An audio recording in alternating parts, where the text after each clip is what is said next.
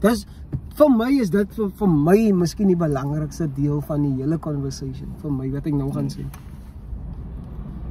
As die oneerlikheid van mense wat die ding exacerbate, wat maak dat die burden van HIV meer raak, wat maak dat HIV verder versprei, because ek is in 'n relationship met my partner, met my girlfriend. As ek oneerlik is en ek gaan mos rond en wat ook al, ek bring dit vir my vrou. Sy weet nie van wat ek doen miskien. Right? Ek is getroud, ek mos rond, ek bring die siekte vir haar.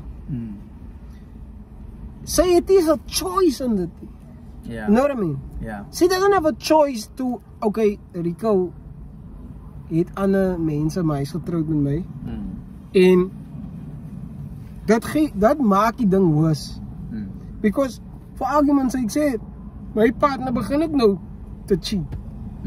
Nou is ander twee mense wat ook nou nog geaffect kan word. En die kans dat hulle ook eerlik is, knowing that we are in a relationship, maak it even worse. Versprei hy die Because tyd, brother.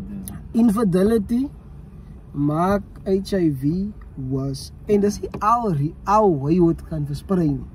By the way. Yeah. Want as baie miskien dokters en nurses en mense wat dit